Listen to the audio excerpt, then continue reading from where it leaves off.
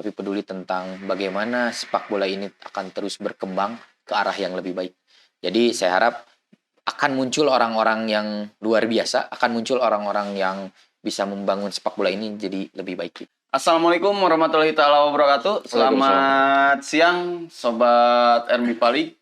Kita lanjutkan podcast hari ini. Pada sebelumnya itu ada dari Lingga Buana ya Coach. Sekarang hari ini langsung dari jajaran kepelatihan dari Akademi RMI Palik. Dari Akademi RMI Pak. Perkenalkan dengan Coach siapa Pak? Coach Firman. Coach Firman, oke. Dari mana Pak? Dari RMI Pak. Enggak aslinya. Oh, aslinya dari Bandung. Dari Bandung. Oke, dari Bandung. Ini kalau di RMI Pak, sekarang ngelatih usia berapa aja? Untuk di RMIFA ngelatih yang kelas usia 2009, berarti usia 14 tahun, 15 tahun mungkin tahun sekarang, 15 tahun. Oh, 15 tahun untuk usia dini lah. Ya. Nah, sebelum ke sana, Coach, sebelum masuk RMI Pak, sebelumnya pernah melatih di mana dulu? Kan mengingat kalau RMI Pak itu salah satu akademi yang terbilang baru kurang lebih berapa bulan Pak Alan? 6 bulan. 7 bulanan ya. Dan Coach Firman udah berapa bulan sekarang maju ke 5 ya? 4, jalan 4. Oh, jalan 4. Jalan 4. Nah, sebelum masuk ke RMI Pak, sempat melatih di mana? Kalau bercerita tentang saya melatih, berarti merunutnya harus dari mulai saya SSB. memulai saya melatih, berarti kan judulnya melatih ya. Oh iya, memulai melatih. memulai saya melatih berarti itu di tahun 2014 saya pegang UKM Pasundan, Universitas Pasundan. Oh, di Pasundan. Ya, untuk Liga Mahasiswa waktu itu, Liga Mahasiswa. Dari situ 2014, 2018 saya baru ambil lisensi D. Kemudian ditawari oleh pihak Produta untuk pegang Produta. Pak Denny. Pak Desi Susanto, tapi yang mintanya itu Aji Nurpijal waktu itu. Oh, Coach Aji. Coach Aji Nurpijal minta waktu itu 2018, saya pegang 2007, kelahiran 2007, waktu usia mereka 11 tahun. 2007, 11 tahun. Itu kalau dari situ saya di Produta saya sampai 2020. Berarti kurang lebih 2 tahun di Produta. 4 tahun. Dari 2000, karena 2016, 2018. Oh, dari 2016 sebenarnya udah di Produta. Dari 2000, pokoknya saya 4 tahun deh. Berarti sampai 2022 ya. 2022. Kalau nggak salah saya 4 tahun di Produta, karena 2020 itu saya ambil lisensi C, masih di Produta. Oh, masih di Produta. Masih di Produta saya ambil lisensi C. Kemudian setelah dari Produta saya berangkat ke Fato. SSB Fato yang Coach Tito. Ya, Coach Tito. Saya berangkat ke sana karena di sana ada Coach Ajat juga, Coach Ajat. Oh iya. Kebetulan Si nomor 10. Iya, kebetulan beliau juga saya diajak sama beliau juga ke sana.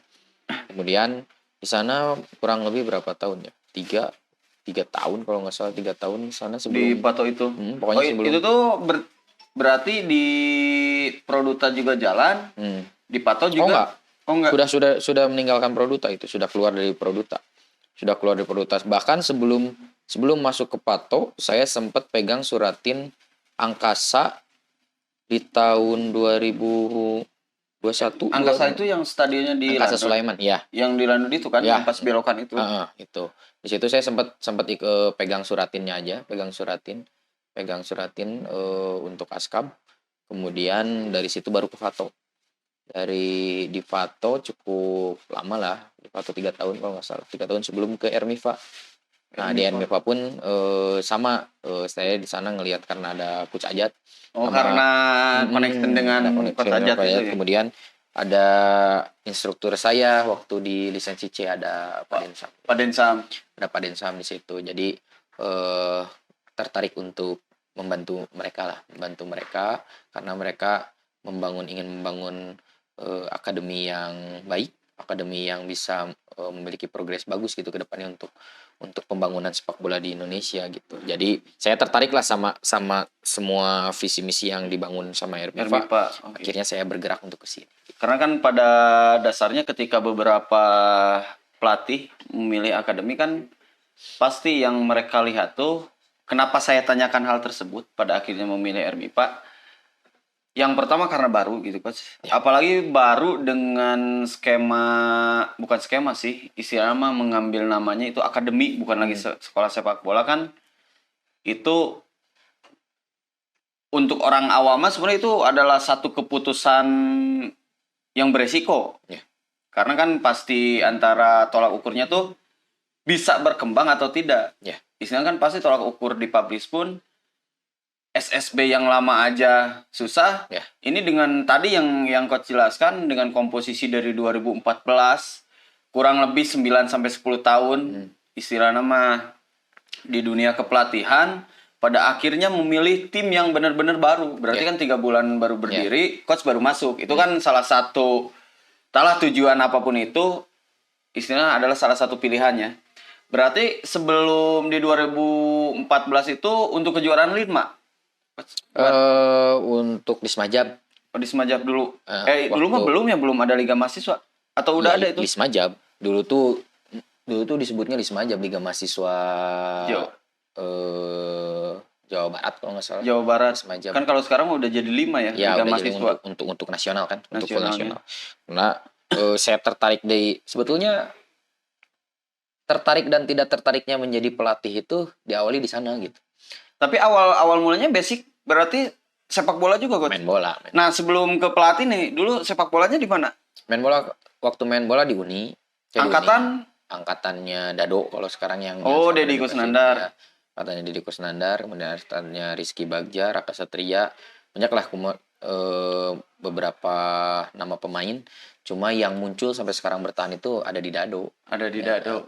Sebelum ke sana nih, Coach, berarti kan secara basic mah emang awal mulanya dari pemain sampai pelatih. Berarti kan ada satu keinginan nggak, Coach? Rata-rata kan ketika satu pemain ingin masuk ke ranah pelatih karena ada satu target untuk pengembangan. Kalau bercerita tentang kenapa saya bisa jadi pelatih, berarti flashbacknya tetap ke zaman kuliah, karena sebetulnya saya itu berhenti main sepak bola itu di kelas 3 SMA setelah senior di Uni. Oh, itu berhentinya dari kelas 3 SMA? Jadi kadang seperti ini, yang saya alami adalah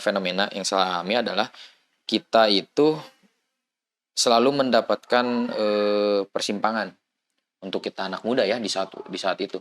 Pencarian jati diri lah. Apakah terus melanjutkan sepak bola atau melanjutkan pendidikan.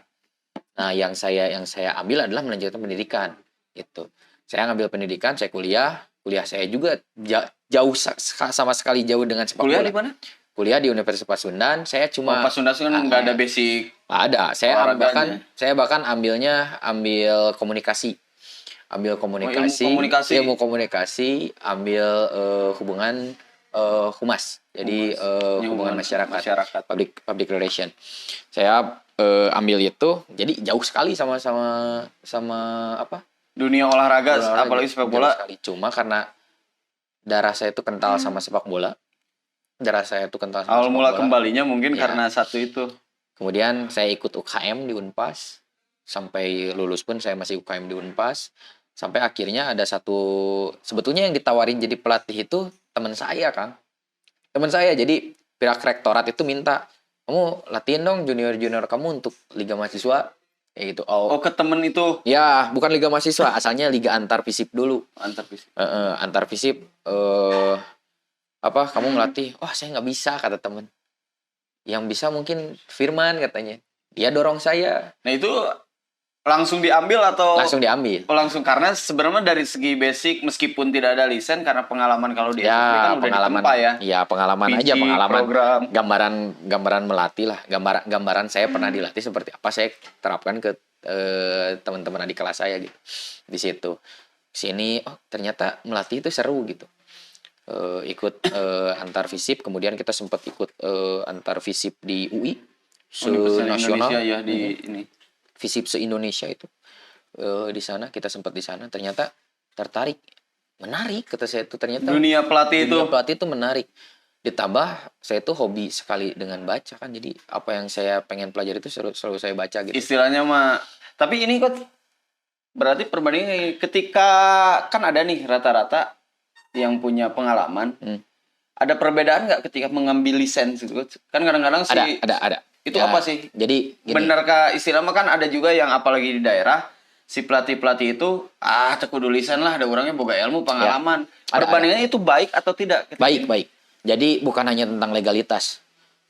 Yang saya alami adalah di saat saya melatih anak-anak kuliahan tanpa lisensi, kemudian saya belajar, dapat ilmu di lisensi gitu. Ternyata banyak hal yang sebetulnya saya lakukan tapi tidak tepat gitu. Karena buat saya, karena menurut pengalaman ya, itu, bukan karena istilah kan kalau lisan mah istilah iya malah lain struktur non aya buku lah ya ada panduannya gitu. Panduannya. Jadi ada beberapa hal yang ternyata kita tuh nggak bisa lakuin ini dulu. Artinya kita nggak bisa langsung loncat. Kita harus tetap step by stepnya seperti ini. Itu artinya kalau misalkan contoh lagi nih, kita mau ngebuat si anak ini pintar main bola, nggak bisa kita langsung hanya suruh dia bermain bola. Gitu berarti kan ada tahapan dia pemanasannya harus seperti apa. Kemudian dia pengantar skillnya seperti apa gitu di lisensi D itu. Kemudian di saat saya ambil lagi lisensi C, semakin kompleks ternyata sepak bola itu. Semakin kompleks cara menangani tim seperti apa, cara membuat pemain biar progres itu seperti apa. Terus ditambah sekarang kan Indonesia punya filosofi sendiri, Villanesia, artinya mau nggak mau kita itu harus mengikuti itu gitu. Walaupun misalkan setiap pelatih itu terkadang punya filosofinya masing-masing, tapi di saat di-combine dengan Villanesia yang harus kita ikuti biar semua itu kan seragam, si Indonesia itu biar seragam cara bermain bolanya, cara bermain bolanya, cara pembinaannya. Bener, kalau Villanesia itu apa sih? Filosofi sepak bola Indonesia. Villanesia itu singkatan dari filosofi sepak bola Indonesia. Sekarang mungkin udah mulai diterapkan ya? Sudah dari 2017 juga. 2017. Oke. Berarti dari segi pengalaman apalagi tuh, Coach? Ya, yang paling luar biasa sih waktu di 2022 kalau nggak salah saya pegang tim Kota Bandung usia 13 tahun. Kelahiran 2009. Yang sekarang 2009. Kelahiran 2009 waktu itu saya pegang. Asisten saya juga ikut di kompetisi RMI Valley kebetulan. Mereka itu kayak Coach Anggi itu asisten saya. Coach Anggi itu yang di Uni yang sekarang juara klasmen, yang udah dikunci pasti juara itu kan. Itu asisten saya di Bandung Legend di tim Kota Bandung. Kemudian Coach Rangga juga pelatih kiper saya, itu asisten saya. Itu Coach Rangga. Ya, berarti sebenarnya yang sekarang bersaing itu semua reng-rengan Kota Bandung di 2000. Ya, di 2022 pegang Suratin. Tim Kota Bandung Suratin. Jabar U13. Kemudian Coach Dani itu yang Bandung Pro, itu juga asisten saya. Ini mah reunian. Ya? Yang nggak ikut itu pelatihnya Sen Prima tuh, Coach Parul. Padahal kemarin juga kalau misalkan ada slot dia pengen ikut biar kita reunian bareng katanya di sini ya. Karena telat. Bukan telat sih sebenarnya, kita uji coba dulu di RMIPA League itu dibatasi dulu lah. Iya. Istilahnya mah kalau ini malah uji coba heula. Nanti kalau misalkan dari skema yang udah diterapkan lebih matang, nanti mungkin akan lebih siap. Luar biasa sih sebetulnya itu momen yang bisa saya bilang luar biasa. Sebetulnya di Fato seperti di Produta saya dapat momen-momen luar biasa gitu. Cuma kalau berkaca tentang semua momen yang saya ingin ceritakan, momen di tim Kota Bandung itu, di Bandung Legend itu yang luar biasa. Pertama, asisten saya tuh semuanya luar biasa. Semua luar biasa. Mereka itu di tim-timnya itu adalah head coach. Pada saat itu mereka di tim-timnya itu adalah head coach pegang kelas usia 2009. Saya itu adalah pelatih kepala di 2007. Waktu itu. Bukan 2009. Artinya saya tidak hafal dengan peta kekuatan 2009 dan lain sebagainya. Kemudian saya ditunjuk sebagai pelatih kepala di Bandung Legend itu hasil bidding. Artinya saya presentasi dan lain sebagainya. Termasuk Anggi, termasuk Dani, termasuk semuanya Rangga. presentasi. Semua presentasi. Yang jadi panelisnya itu di situ ada Pak Adeng Hudaya, kemudian Ketua APSI Kota Bandung Ana Sutiana, sama instruktur nasional Pak Densam di situ ada sebagai panelis. Di situ kita semuanya mempresentasikan satu-satu sehingga dapat ranking, dan yang jadi ranking pertamanya alhamdulillah saya. Artinya saya yang ditunjuk jadi. Sebenarnya dari segi bukan persaingan sih, salah satu komposisi yang di finalis itu semuanya legend kan? Iya, jadi panalisnya. Jadi satu pencapaian yang di luar ini kan ya. Tidak menghilangkan orang-orang yang berjasa terhadap saya waktu itu, karena saya didorong waktu itu dari Fato waktu saya ke sana. Saya banyak diskusi dengan Coach Tito, saya banyak sharing dengan beberapa orang di Fato gitu. Mereka juga banyak punya andil lah, banyak punya andil besar buat berkembangnya saya dalam sepak bola. Saya juga banyak belajar dari Coach Tito, saya juga banyak belajar dari Coach Ajat waktu di Fato. Itu saya juga belajar dari beberapa pelatih senior di sana, karena ada Cheng Juanda dan lain sebagainya. Iya, Itu saya banyak belajar lah. Saya banyak belajar gimana caranya bawa tim, gimana caranya menangani tim, gimana caranya memecahkan masalah di pertandingan. Saya banyak belajar dari Coach Tito. Saya sangat-sangat banyak belajar gitu. Kemudian kenapa saya berangkat ke sini? Karena saya pikir saya akan lebih banyak belajar. Karena di sini saya akan berdampingan dengan salah satu instruktur nasional gitu.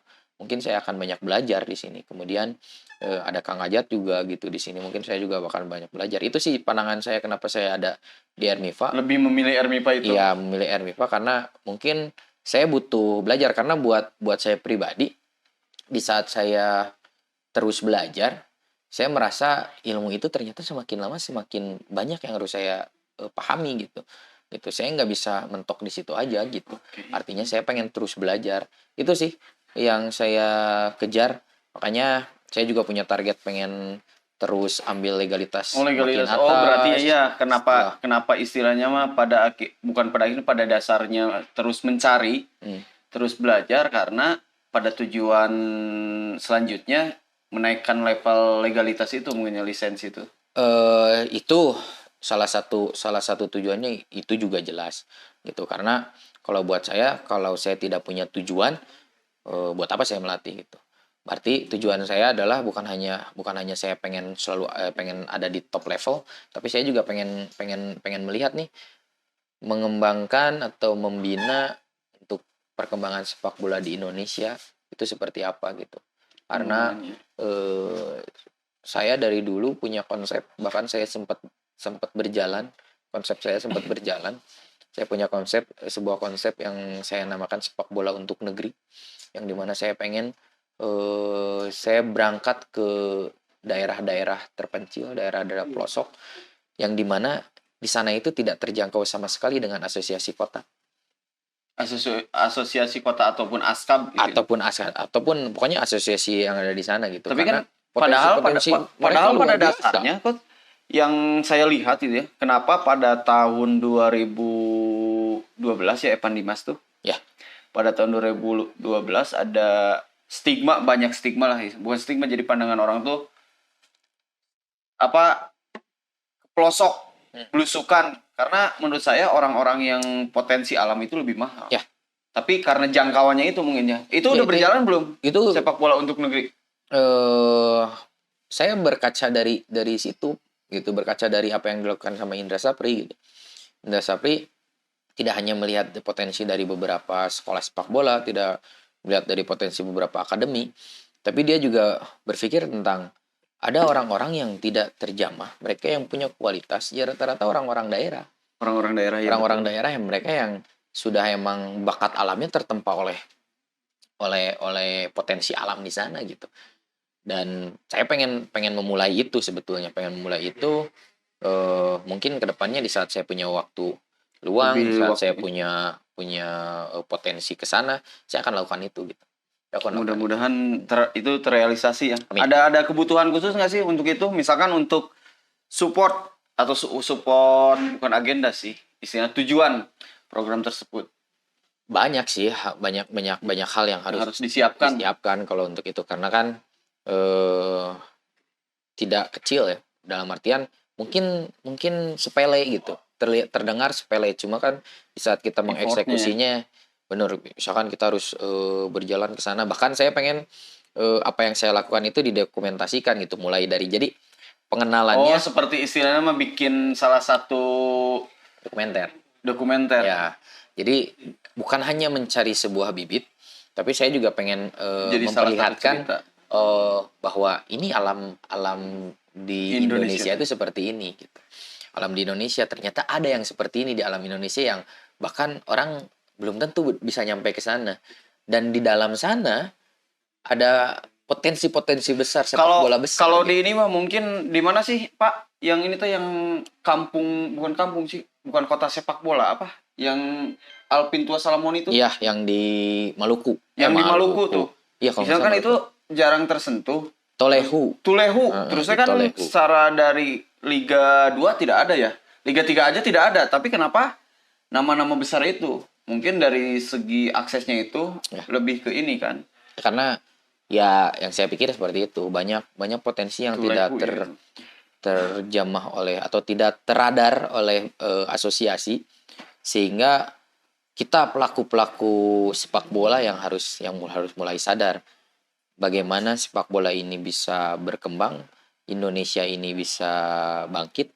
Ya kita sebagai pelaku sepak bolanya yang harus memulai. Kalau menurut saya seperti itu. Berarti kalau dari segi niatan mah istilahnya udah ada ya. Ada. Dari segi bukan niat sih, tujuan baiknya sudah ada dokumenter. Mungkin mudah-mudahan nih Pak Alan bisa dibantu ke Radar Bandung ya. Bisa nanti kerjasama nih untuk mendokumentasikan kan istilahnya mah.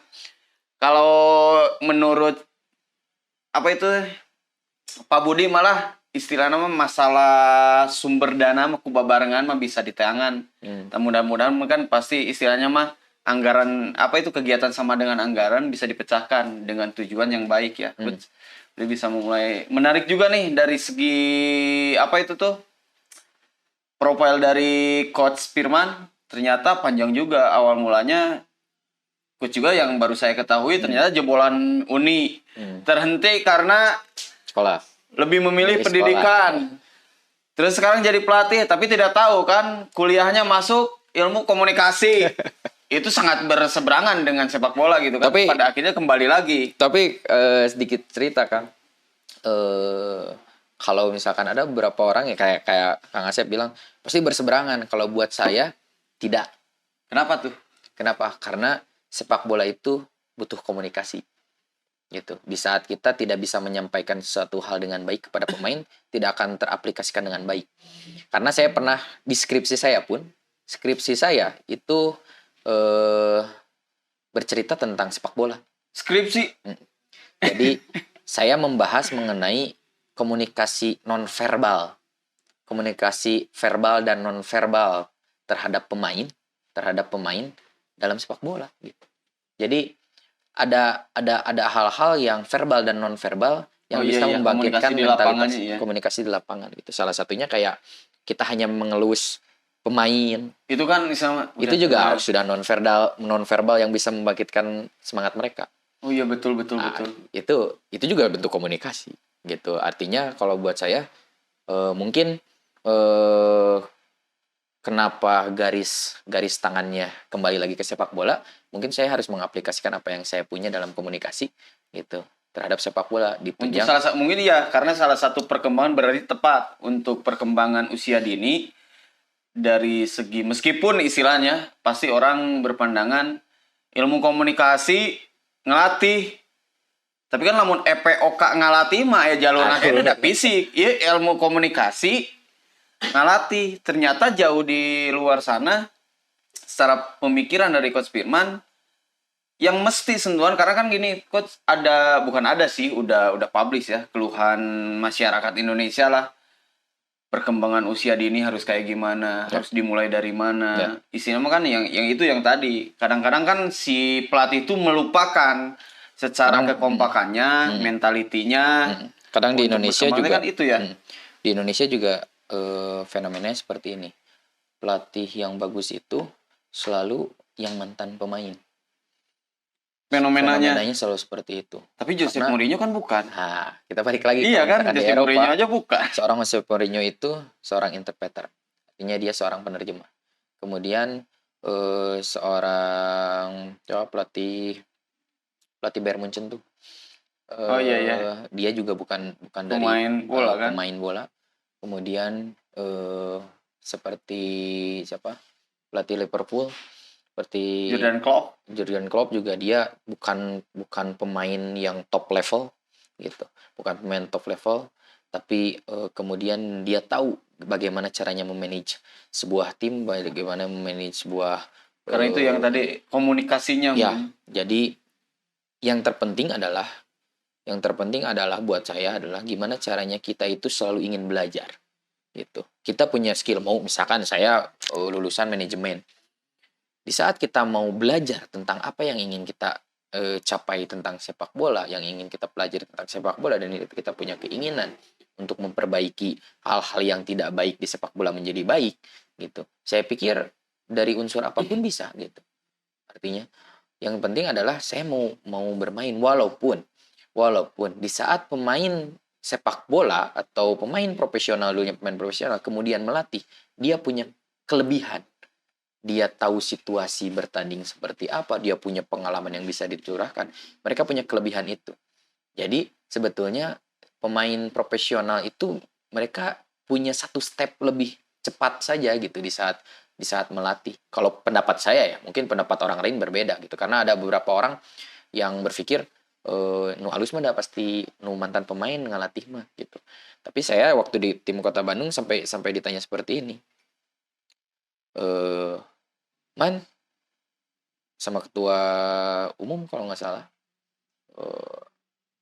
apa yang kamu lakukan di tim ini karena kamu itu ibaratnya lain orang mantan, bukan mantan dan lain sebagainya. Artinya yang dipertaruhkan oleh kamu itu adalah kualitas kamu sebagai pelatih. Bukan kamu bisa dikenal oleh orang itu adalah karena kamu sebagai punya pelatih. kualitas dalam melatih, bukan kamu adalah seorang mantan gitu. Jadi yang dibangun itu adalah gimana caranya saya selalu punya kualitas. Gimana caranya saya harus bisa menunjukkan kualitas saya gitu. Karena orang lain nggak akan tahu saya kalau bukan saya memulai dari kualitas saya melatih. Beda ceritanya kalau saya misalkan pemain profesional, dulu saya main di Persib, dulu saya main di Persija dan sebagainya. Saya melatih orang lain minimal tahu itu Coach Firon yang pernah main ini. Minimal mereka tahu seperti karena itu. ini. Tapi di saat saya berangkat dari seorang praktisi, anggaplah praktisi, artinya mereka tidak tahu siapa saya, kecuali saya memunculkan kualitas saya dan mereka tahu bahwa saya itu adalah pelatih. Nah, itu aja sih perbedaannya. Kita hanya kalah satu langkah sebetulnya. Mereka mah pemain profesional, tapi balik lagi ke yang tadi, Coach. Banyak juga pelatih-pelatih yang bukan pelatih sih, mantan-mantan pemain yang membuka SSB nih, contohnya di daerah. Saya sempat bahas di podcast dengan tadi yang rerengan asisten Coach Firman itu Rangga. Cara menanggapi beberapa pelatih yaitu ternyata mungkin sama ya, Coach. Seburuk-buruknya yang punya lisens, mereka udah punya program istilahnya panduan. Tapi sebaik-baiknya yang tidak punya lisen, istilah mengacunya berarti ke pengalaman. Itu salah gitu, Coach. Nah, kebanyakan di Indonesia tuh istilahnya mah menurut saya ya, terlalu banyak sekolah sepak bola yang tidak terdaftar. Terlalu banyak jajaran-jajaran manajemen yang tidak memahami tentang sepak bola. Kenapa perkembangan dampaknya jadi istilah terhambat. Kan banyak di daerah-daerah mah yang penting mendirikan SSB daerah A, SSB daerah B, tapi tidak terdaftar di Askab dan Askot. Maksudnya pelatih-pelatih yang ada di dalamnya yang itu mengandalkan, jangankan yang tadi benar, Coach. Jangankan yang tidak dengan pengalaman, mereka hanya duduk sampai SSB, membuka SSB, itu jauh dari kata bisa membina. Dengan sekelas yang tadi pemain profesional aja kalau tidak lisens, yang tadi yang kata Coach, itu kan berarti berapa tahun menimba ilmu di SSB, kita terapkan. Ternyata ketika kita mempunyai lisens, salah juga ternyata ya, karena panduan-panduannya itu istilah. Jadi kalau bahasa kerennya kan kalau dokter ada sakit itu didiagnosa tuh, biar dia sembuh itu seperti apa, obatnya dikasih gitu kan. Sekarang kalau misalkan ke Paraji, menteri tukang urut langsung ibaratnya mah dia nggak tahu nih ternyata sakitnya demam, dia kasihnya obat apa gitu, yang terjadi kan bukan jadi sembuh, malah bisa tambah sakit ataupun misalkan tidak mengefek apapun. Sama gitu buat saya pribadi, sepak bola tuh sama gitu. Di saat kita bertemu dengan suatu permasalahan dalam sebuah pertandingan, kita analisis gitu, kita diagnosa dulu apa nih yang salahnya. Soalnya lamun passing berarti PR nanti orang ngajarkan passing, lain passing kan, diajarkan anak kita newak bal kan. Jadi kan gitu. Nah, latihan itu sebagai obatnya gitu. Latihan itu sebagai obatnya, sehingga nanti di pertandingan berikutnya itu mereka sembuh. Nah, itu gitu. Sama lah gitu kalau buat saya seperti itu. Berarti kalau mengacu ke sana, Coach, menanggapi adanya dari jajaran pelatih lah ya, di luar dari RMIPA Academy, adanya liga itu sangat penting nggak sih, Kut? Untuk perkembangan gitu. Sangat-sangat penting karena pandangan saya nih, pemain yang hebat, pemain yang perkembangannya baik, itu pemain yang muncul dari kompetisi panjang, bukan dari kompetisi 1 hari 2 hari. Festival lah istilahnya. Karena mereka akan terbentuk setiap minggu, mereka harus semakin baik gitu. Jadi, usia yang riskan yang harus dijaga adanya program dari federasi yang paling itu apa sih? Kan rata-rata kebanyakan dari usia 14 menjelang ke remaja dan dewasa itu hilang gitu, Coach. Ya. Jadi yang salahnya di kita, menurut saya nih ya, analisis saya dan pandangan saya, yang kurang tepat, bukan salah, kurang tepat di kita adalah sistemnya terbalik. Sistemnya terbalik. Jadi grassroots itu kebanyakan dan mayoritas pelatih grassroots itu dituntut untuk menang. Sedangkan yang grassroots itu sebetulnya dituntut untuk mereka itu mengenal tentang sepak bola dan menyukai tentang sepak bola. Istilah mah lamun istilahna aya usia faktor-faktor usia mah masa bermain. Ya, emang kalau di Indonesia ada seperti itu. Di Indonesia kan udah ada di panduannya. Usia 8 sampai 11 itu fase bermain.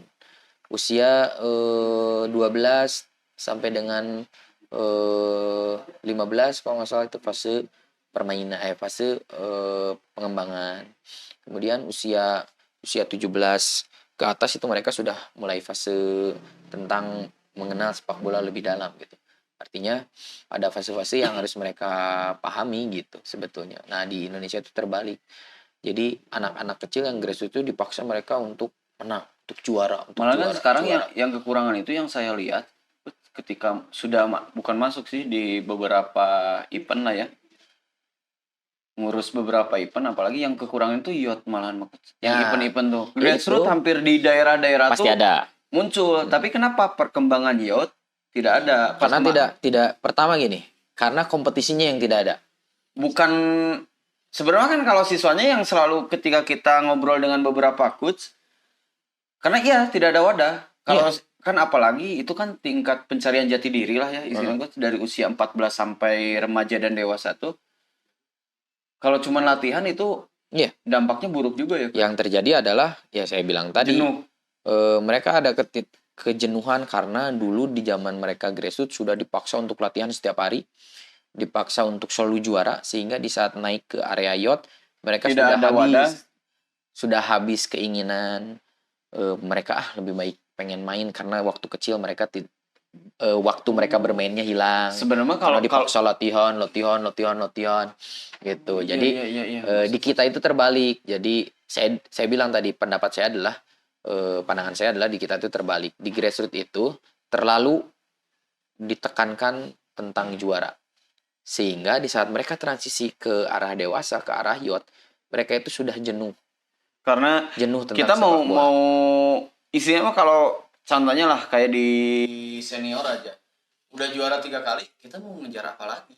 Kalau udah jadi rajanya mah istilahnya kayak ibaratnya mah kayak gini nih, ketika beberapa tahun kebelakangan ketika kita melihat Barcelona tiap tahun juara, kita juga kan ketika nonton La Liga jangan naon da si eta deui. Mungkin nggak beda jauh apa yang dirasakan oleh kalau berbeda sih kalau misalkan dibuat sudut pandangnya ke liga di Eropa. Kalau misalkan tentang pembinaan, yang akan menjadi kejenuhan itu adalah di saat mereka itu terlalu ditekankan tentang sepak bola yang sesungguhnya dari usia dini, dari grassroots, sehingga di saat mereka mulai transisi ke youth, mereka sudah hilang keinginan untuk bermain sepak bolanya. Karena rasa ingin tahunya udah semua. Bukan masalah rasa ingin tahunya, cuma mereka jenuh aja. Main bola tidak gitu-gitu aja sebenarnya mah. Oh iya, terus betul. Apa ya? Yang mengawalnya juga kan tidak betul gitu. Sehingga pertama wadahnya tidak ada kompetisinya. Wadahnya tidak ada tuh kompetisinya, usia 15, 16, 17, 20 itu sudah nggak ada. Jarang lah gitu. Ada tapi jarang lah gitu. Padahal kalau dibalikin kayak dulu kan ada tuh coach yang usia 17-nya jalan, ada diklat 18, 19, 21 ada. Iya. Sekarang kan langsung EPA. Sedangkan kalau menurut saya nih adanya EPA mah persaingan di akademi itu hilang menurut saya, bukan di akademi, di SSB. Karena kan kalau dulu mah secara intern daerah itu kan ada usia mereka dari usia 12 target nih ke 15, dari 13 suratin ke 19, dari 19 ke 21. Wadahnya jenjangnya tuh wadahnya sekarang itu mungkin hanya kelas-kelas suratin, kelas-kelas askot, askab. jembatannya Tapi tidak di luar itu tidak ada wadah-wadah yang membuat kompetisi-kompetisi liot usia 15, 16, 17. Sedangkan kan dari berarti mau nggak mau dari usia yang suratin lah taruh ya sampai 17 karena 19 21-nya nggak ada. Dan ketika jembatan itu langsung disambungnya ke Liga 3. Ya.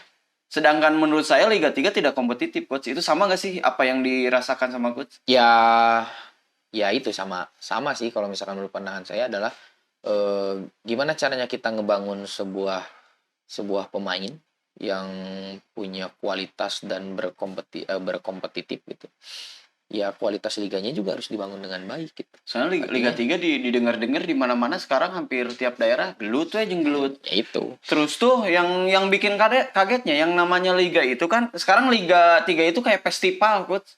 Seminggu beres gitu kan, festival budak koe beres gitu. Sedangkan itu kan masa transisi emas menurut saya ya, emasnya untuk jenjang ke Liga 2 tuh adanya di sana. Ya. Sedangkan kenapa menurut saya ya sudut pandang saya tidak kompetitif tuh dengan waktu hanya seminggu itu tuh terus saya pemain senior, juniornya tidak ada. Meskipun ada masih di kelompok usia sekian gitu ya, menurut saya dengan waktu seminggu persiapan apalagi di Jawa Barat. Jawa Barat khususnya Bandung dan Priangan Timur menurut saya pengelolaan liga itu tidak kompetitif. Yang pertama kesiapan tim tidak ada. Yaitu merembetnya menurut saya sampai jenjang-jenjang untuk juniornya tuh jadi hilang. Sekarang Liga 3 masa hamin 1 bulan baru buka seleksi. Sebenarnya kalau dari segi dari segi pelatih mempersiapkan satu tim yang siap untuk satu event resmi itu berapa bulan, coach? Yang harus disiapkan gitu. Dengan komposisi jangan seleksi lah, ibarat mah udah ada squad komposisi 33 pemain misalkan. Itu biasanya berapa lama untuk mempersiapkan kebutuhan pelatih? Idealnya adalah paling sedikit 5 bulan. 5 bulan sebetulnya gitu, tapi tergantung dengan komposisi. Tergantung dengan anggaran. Ya, tergantung. Kalau misalnya nih kita taruh dulu lah anggaran itu nomor sekian. Kita punya kualitas anggarannya ada gitu misalkan. Ya misalkan nih, karena kan pada dasarnya yang jadi trouble tuh itu sebenarnya jadi nanti adalah pembahasannya, coach. Kan gini nih, kebutuhan pelatih untuk satu event resmi liga, yang namanya liga kan kita harus panjang nih. Di balik liganya yang pendek kita bahas dulu kebutuhan pelatih. Kan itu pasti jadi keluh kesah pelatih kalau misalnya liga hanya dijalankan seminggu orang beres. Jadi kan pada akhirnya mah bukan stigma sih. Cara pelatih dan manajemen berpikir orang nu penting bertahan lah di Liga 3 ulah ke seri 2. Edek naik mah cukup. Turun lebar. Sebenarnya kebutuhan yang paling pokok untuk pelatih itu berapa bulan? Idealnya gitu, coach. Tergantung masa beres kompetisinya, karena di Indonesia fenomenanya seperti ini. Masa beres kompetisi Liga 3-nya kapan? Ya, masa beres kompetisi Liga 3-nya kapan? Kemudian mulai kembali Liga 3-nya kapan? Kadang kan penyelenggara itu tidak tentu, bisa maju bisa mundur. Berarti federasi ya. Nah, jadi gimana caranya pelatih mempersiapkan atau menciptakan periodisasi latihannya dengan baik kalau misalkan kompetisinya tidak pasti. Contoh kayak gini, kalau kita berkaca terhadap Liga Inggris misalkan beres di bulan apa, misalkan taruhlah beres di bulan Juni, kompetisinya akan bergulir lagi nanti di bulan Agustus misalkan, atau kompetisinya bergulir lagi ya misalkan bulan Juni, Juli, Agustus, atau bulan September dia kompetisi. Berarti ada 3 bulan masa persiapannya.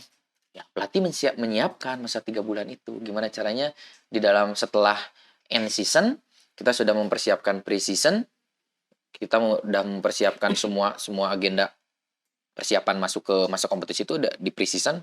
Oh berarti masa persiapan ke pre-season itu ada di dalam 3 bulan. Nanti masuk ke kompetisinya lagi, kita tetap mempersiapkan yang ada namanya in season tuh. In season karena udah mau masuk ya, ke. Jadi enggak di dalam kompetisi. Jadi kalau periode saja kan ada pre-season, in season, end season, nah gitu.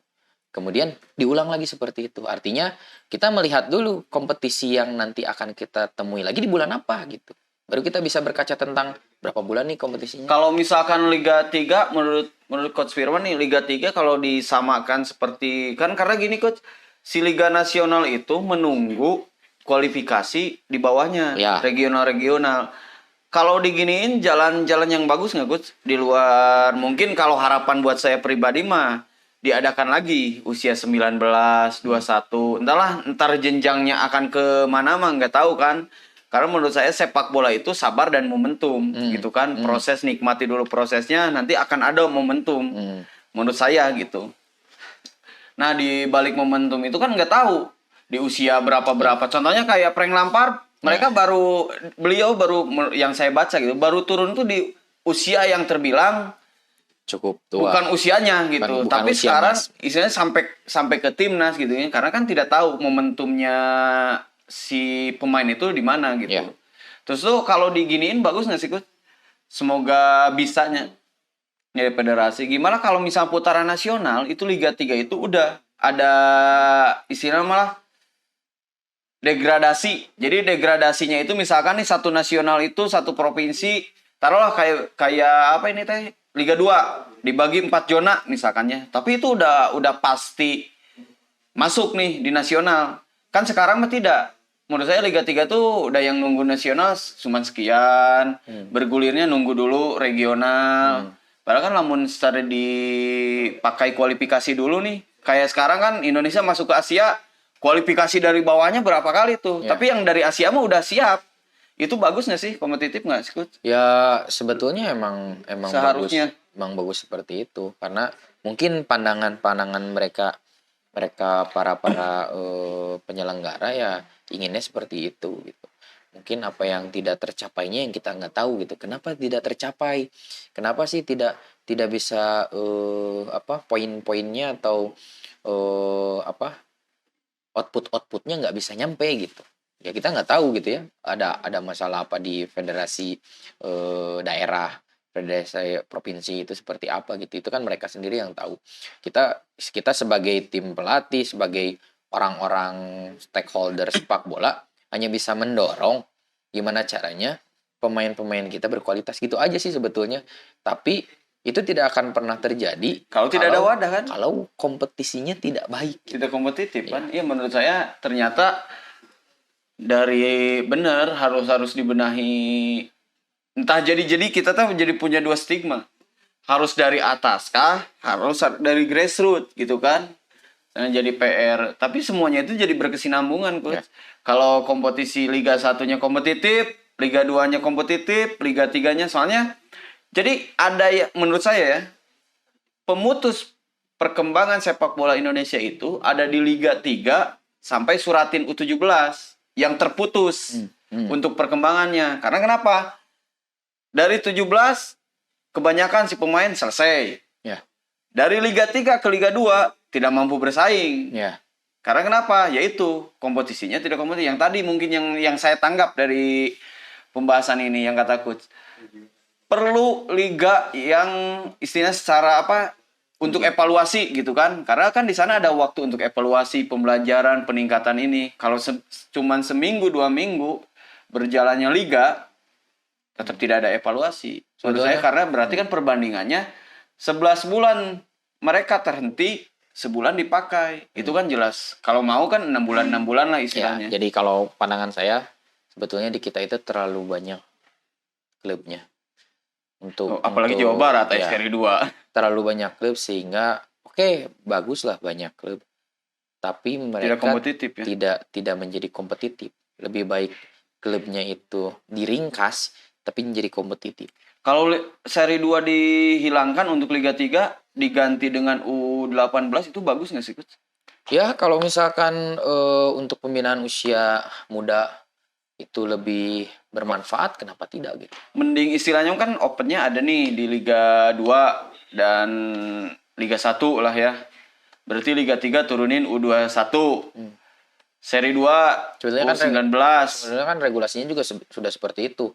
Di Liga 3 itu hanya Ada senior kan? seniornya itu hanya berapa pemain gitu. Sempat ada seperti itu. Kemudian dulu juga kan sempat di Liga 2 itu harus tetap memainkan pemain usia sekian, itu harus regulasinya ada beberapa itu. Itu juga sebuah terobosan sih sebetulnya dari PSSI pusat, dari federasi kita, dari PSSI pusat, itu juga sebuah terobosan, hanya pengeksekusian yang harus tepat gitu sebetulnya. Jadi sebetulnya yang banyak hal yang harus dibenahin di sepak bola kita kalau sepak bola kita mau berkembang gitu, terutama kita sebagai semua stakeholder di sepak bolanya yang harus mau mensupport itu sih. Jadi gimana caranya sepak bola ini harus berkembang, ya kita harus sama-sama memikirkan bersama tentang hal yang bagus gitu. Jangan merasa dia sudah menciptakan sesuatu, dia sudah berpikir tentang hal yang bagus, memajukan sepak bola Indonesia, kemudian ada beberapa orang yang mencibir dan lain sebagainya. Itu sih yang harus kita hindari. Gimana caranya kalau sepak bola Indonesia ini mau berkembang dengan baik, ke arah yang lebih baik, ya kitanya sebagai semua stakeholder sepak bola itu harus berjalan bersama untuk ke arah yang lebih baik itu. Gitu sebetulnya. Berarti sebenarnya ternyata Indonesia itu terlalu banyak PR lah ya.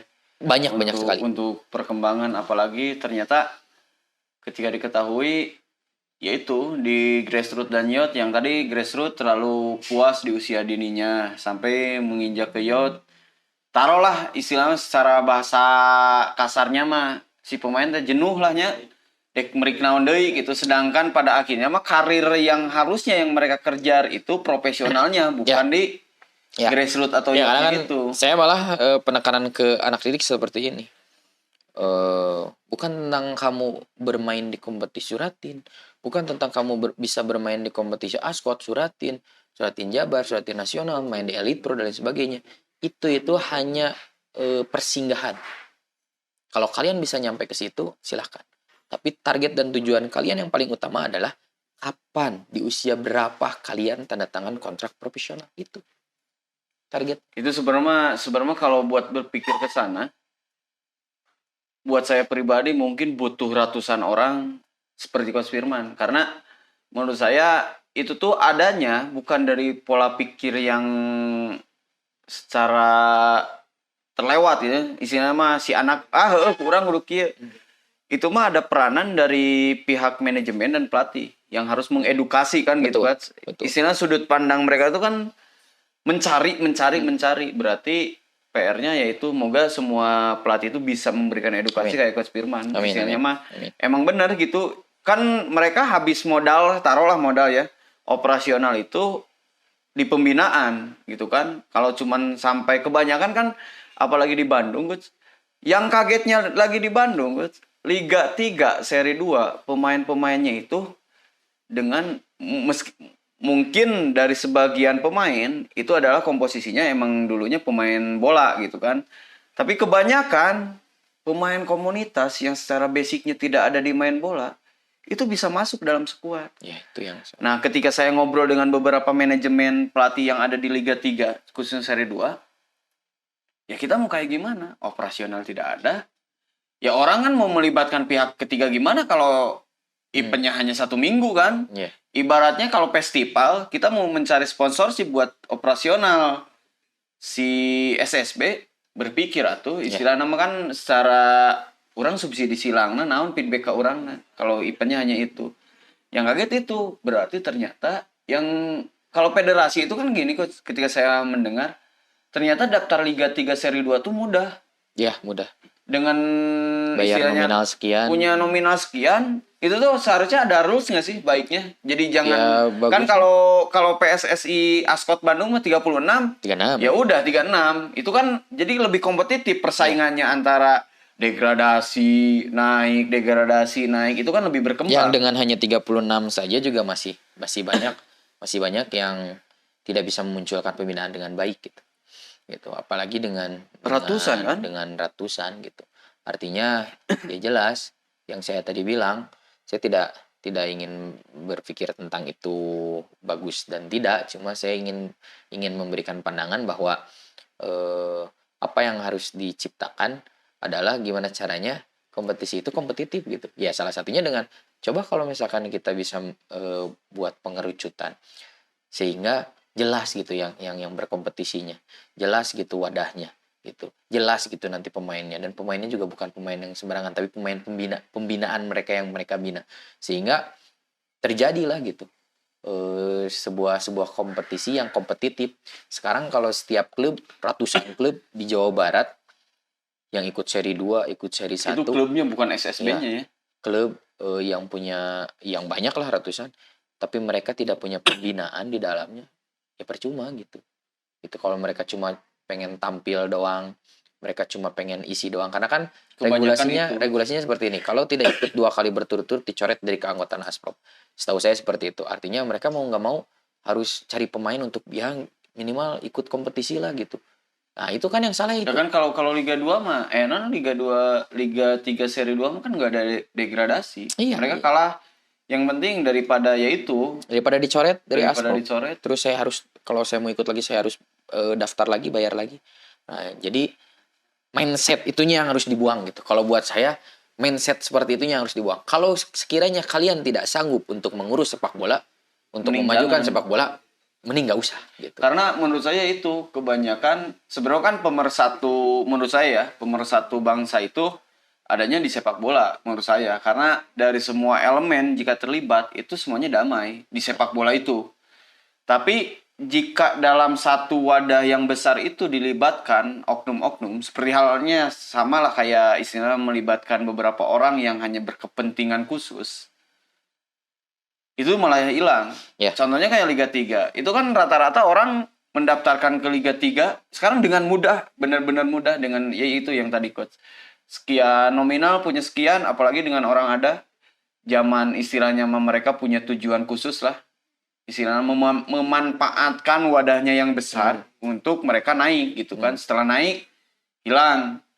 Pada akhirnya itu tidak kompetitif. Berarti emang pure. Jadi kita susah coach sebenarnya. Mau mengambil orang yang emang cinta sepak bola susah.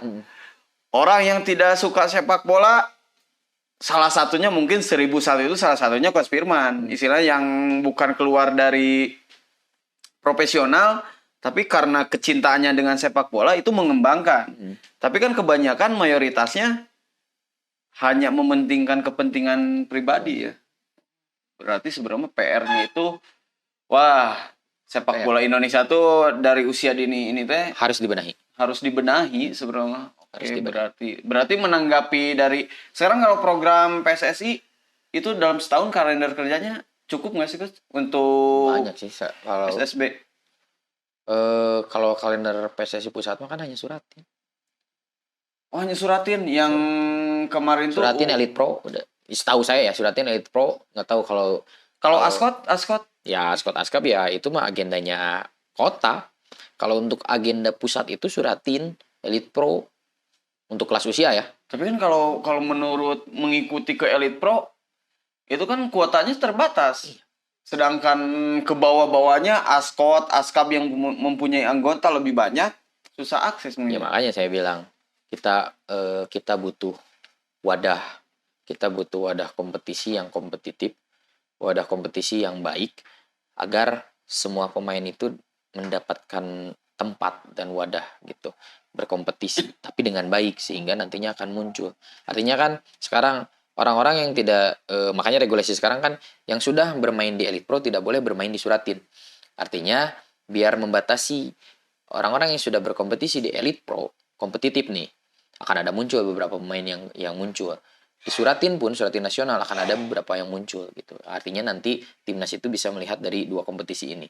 Kemudian ada beberapa kompetisi sekarang kayak kompetisi top score tuh. Top score kan sekarang sudah jadi salah satu barometer untuk timnas U16. Kemudian ada Blipsi atau apa gitu yang nantinya jadi timnas pelajar dan lain sebagainya. Saya kurang tahu lah.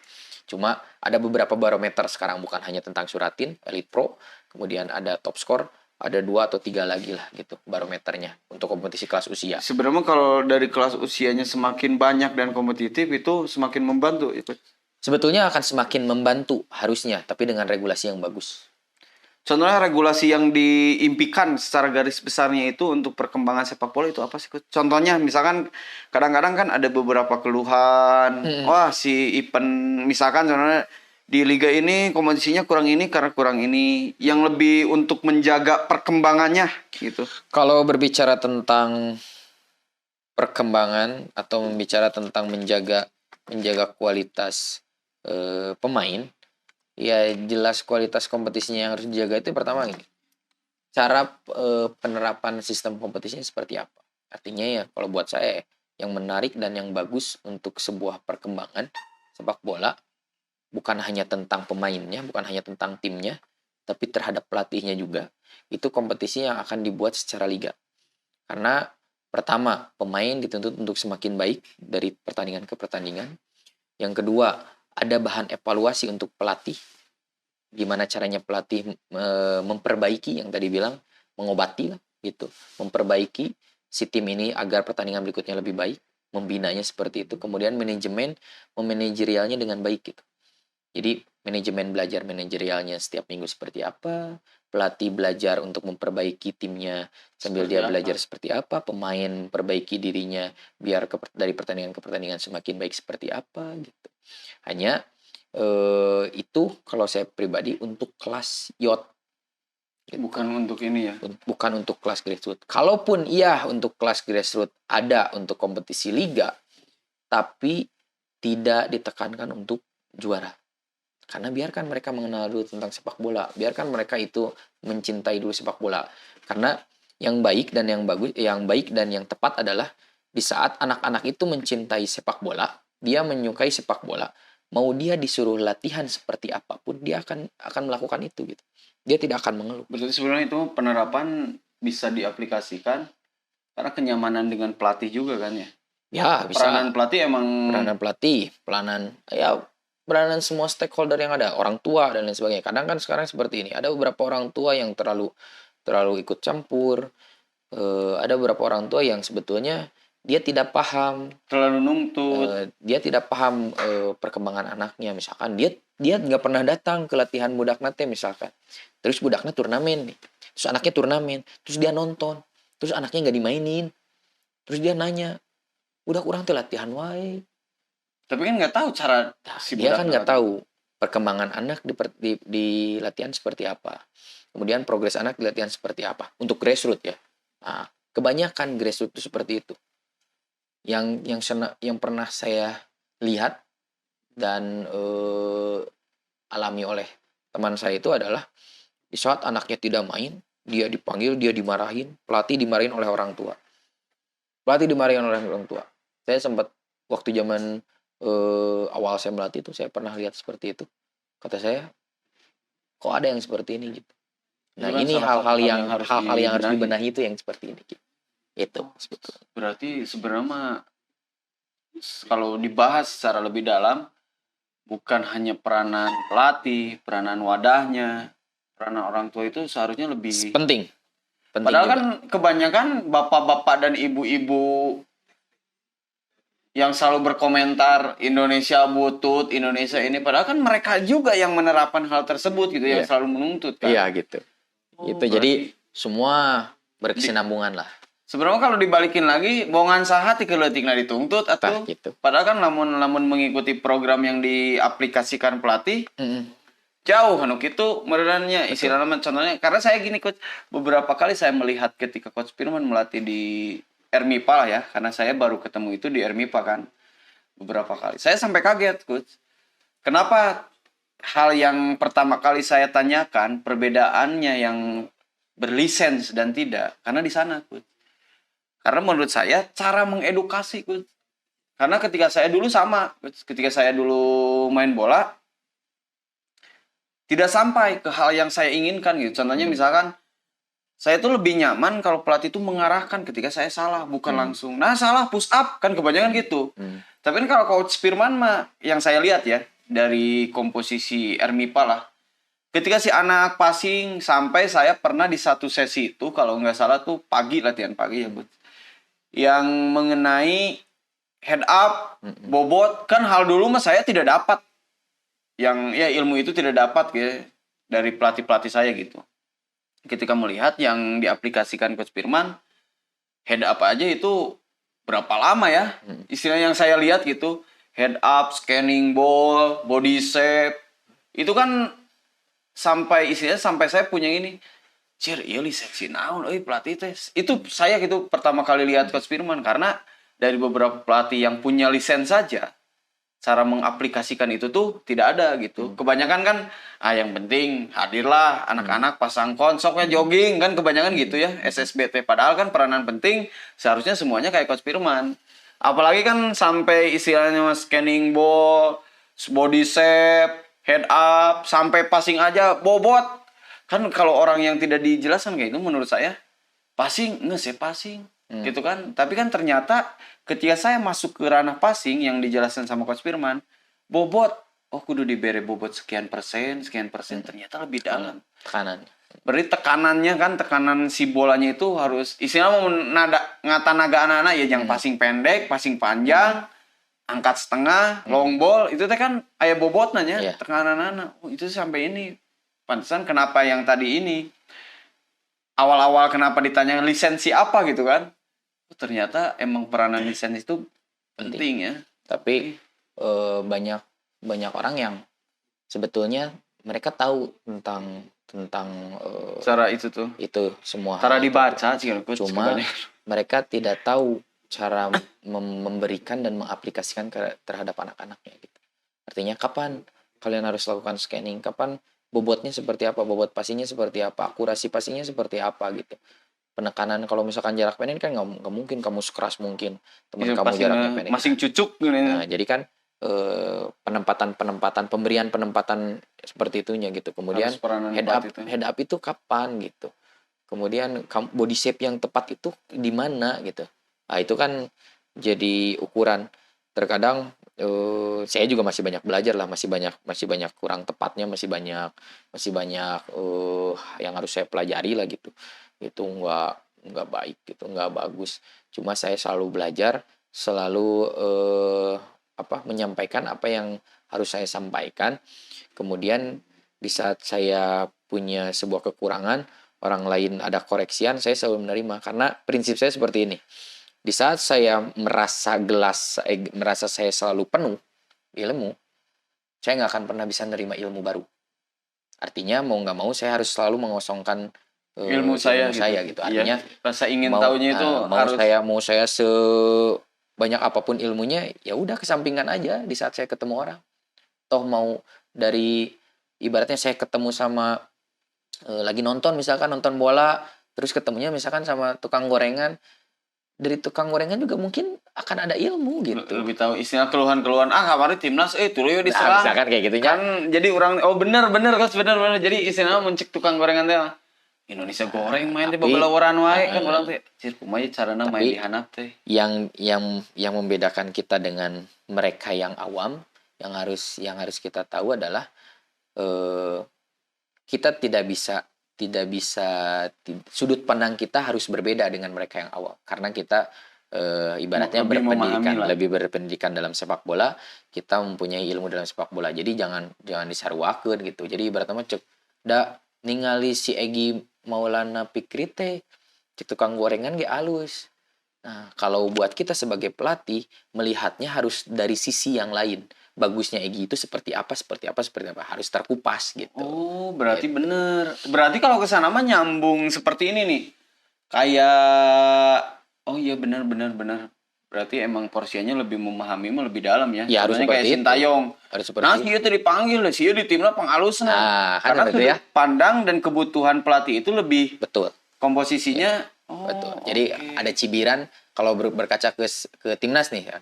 Ada cibiran terhadap Coach Sintayong tuh, yang namanya pelatih itu bukan hanya tentang berkembangnya, tapi harus tetap tentang prestasinya gitu kan. Ya sekarang berkaca lagi lah gitu. Sintayong dikasih materi pemainnya seperti apa? Kalau Sintayong dikasih materi pemainnya seperti kemarin Korea Selatan waktu dia pegang Korea, wajar dia bisa sampai ke fase berapa besar. Kalau Korea kan usia dininya juga lebih produktif, atau beda dengan Indonesia. Jadi jangan berbicara tentang Sintayong nggak punya prestasi buat Indonesia. Materi pemainnya seperti apa?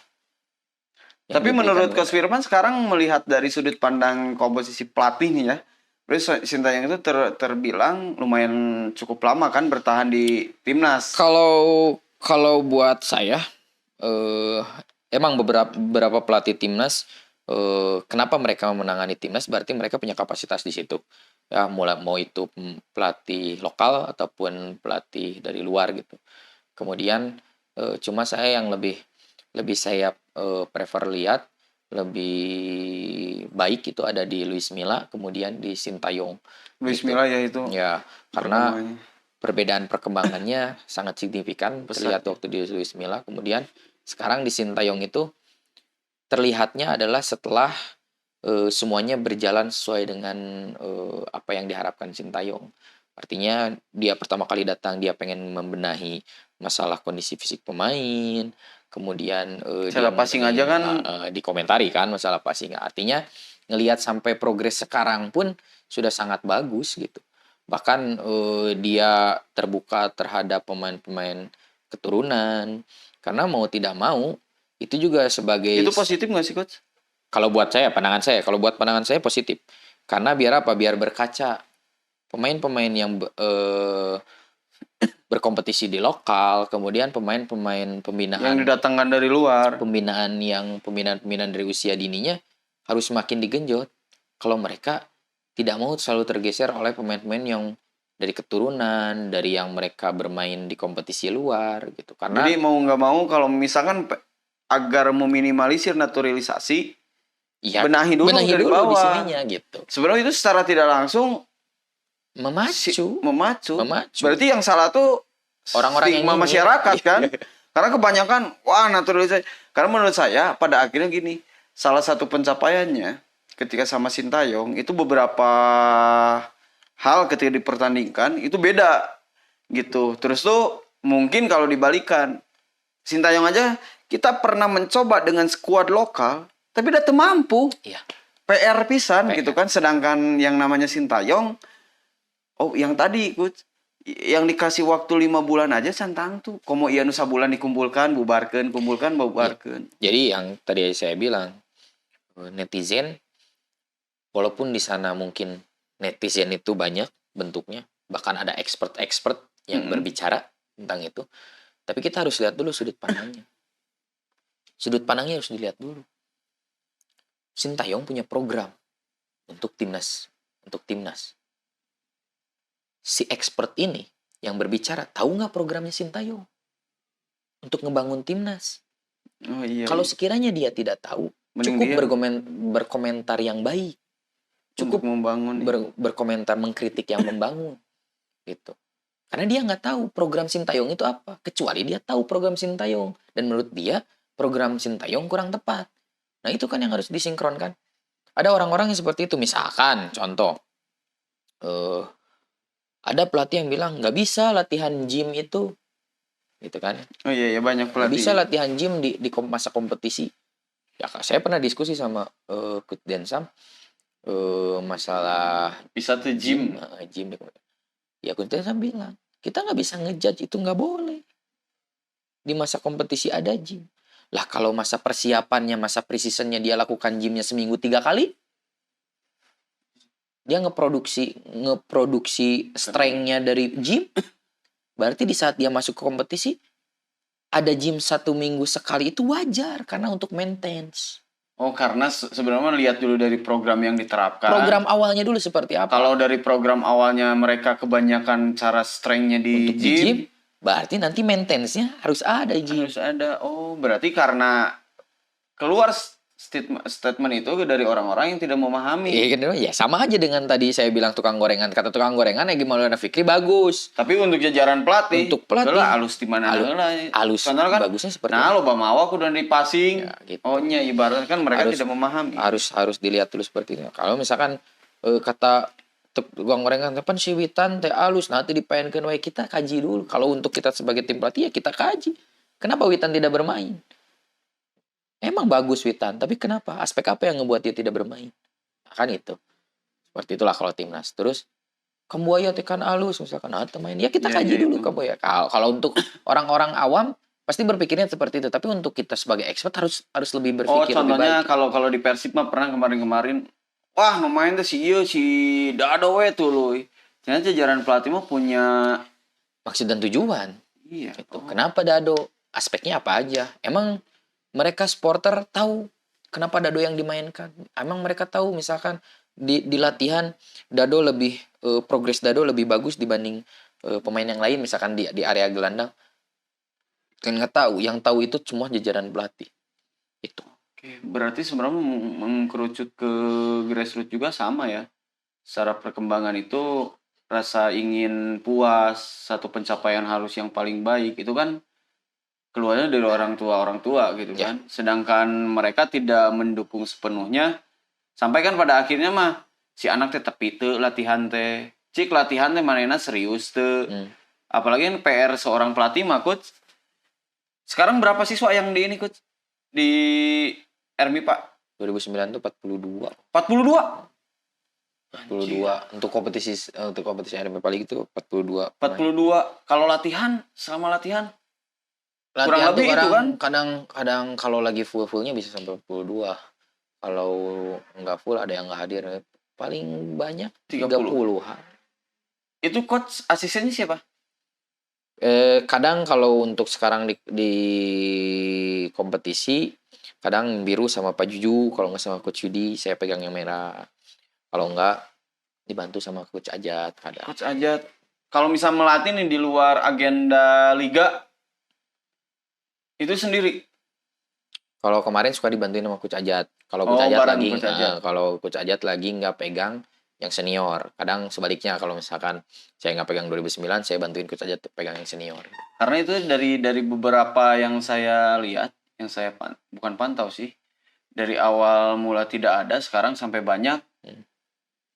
Itu salah satu perkembangan. Karena kan dulu mah paling berapa orang lah, isinya salapan, tong bujeng-bujeng satimnya.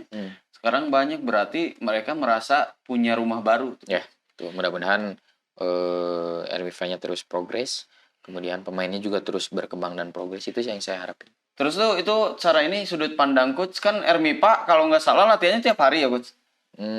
Sekarang itu Selasa, Kamis, Sabtu, Minggu. Kalau pagi? Pagi Selasa Kamis aja sekarang. Oh jadi ada jeda liburnya? Ada jeda. Tapi untuk Senin kan sekarang ya RMIPA League. Biasanya Senin, Rabu, dan Jumat itu situasional. Kadang bisa dipakai, kadang enggak gitu. Oh jadi tapi yang udah pasti mas Selasa, Kamis, Sabtu, Minggu. Oke, berarti secara dirtekma dengan Pak Densam ya? Ya. Direktur tekniknya Pak Densam berarti dari segi komposisi mah itu yang saya baru ketahui ternyata awal mula kecintaan dari sepak bola. Mungkin dulu mah impian ya coach. Iya betul. Impian. Makanya kadang sekarang suka ngasih wejangan ke anak-anak didik tuh kayak gitu. Yang harus kalian pikirkan adalah jangan sampai kalian di saat sudah melewati hal ini kalian keluar dari jalur yang kalian inginkan, kalian menyesal untuk ingin kembali lagi gitu. Karena itu yang saya karena kan kalau sepak bola bener nggak sih prosesnya panjang ya. Jadi mereka harus mampu bertahan di situ. Berarti dari segi inilah alhamdulillah ya hari ini membahas tentang profil dari Coach Firman. Kaget juga ternyata terhenti di SMA, lebih memilih pendidikan. Kembali lagi ketika kuliah dan itu bukan jadi pemain bola, langsung jadi pelatih. Wih. Sekarang lisensinya berarti C. Tinggal naik B ya. B. Target tahun kapan, Coach? Tahun inilah. Mudah-mudahan. Bismillah ya. Amin. Semoga rezekinya. Kalau B itu udah bisa memegang apa, Coach? Liga 3 udah? Liga 3, Liga 2 jadi asisten kalau nggak salah Liga 2. Oh, Liga 2 udah jadi asisten. Kalau dari spesifikasi untuk memegang salah satu syaratnya Liga 1 itu A. Oh, AFC atau A Pro? A Pro. Itu Apro sebenarnya nominalnya lumayan ya. Lumayan. Tambah kalau buat saya kita juga harus menyiapkan diri di saat kita naik level nih untuk legalitas lisensi. Jangan asal untuk naik aja gitu. Jadi kitanya juga harus nyiapin dulu diri gitu. Terus yang tadi kenapa targetnya masuk itu pengen terus belajar apalagi kan dibarengi dengan dirteknya mah ilmu tuh terus untuk mempersiapkan ke B itu ya. Kalau B berarti udah di Liga 2 udah jadi asisten udah bisa ya. Oke, berarti sebenarnya secara poin penting yang saya dapat ketika masuk ke ranah perkembangan untuk usia dini, salah satu syarat dari pelatihnya harus berlisensi lah ya. Betul. Karena ada salah satu panduan khusus untuk grassroots, untuk youth. Pada akhirnya terus tuh perkembangan sepak bola Indonesia itu ternyata ya itulah kalau dibilang susah atau gampangnya mah terlalu banyak PR lah. Tapi mudah-mudahan salah satu langkah awal bisa lebih produktif. Terus tuh yang tadi juga perbanyak satu wadah kompetisi atau liga, bukan event turnamen yang istilahnya mah 1 hari 2 hari gitu. 1 hari 2 hari itu inilah gitu. Ini mulai masuk meranjaknya ke liga. Terus tuh satu harapan juga nanti untuk kelompok usia 2017, U19, U21 diadakan lagi lah ya. Jadi istilahnya mah jadi berjenjang karena menurut kita di 17 ke 21 naik ke senior itu terputus karena tidak adanya kompetisi. Mereka tuh jadi pada akhirnya harus bersaing mencari sendiri kan, bukan disalurkan lagi akademi gitu kan. Karena tidak ada jembatannya itu gitu. Terputus di U17 sedangkan dari 13 ke 17 aja udah naik turun gitu ya.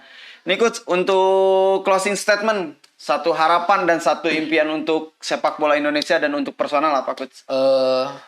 Kalau untuk sepak bola Indonesia, saya harap makin banyak orang yang peduli tentang sepak bola, peduli dengan baik maksudnya, peduli dengan bukan hanya tentang kepentingan mereka, tapi peduli tentang bagaimana sepak bola ini akan terus berkembang ke arah yang lebih baik.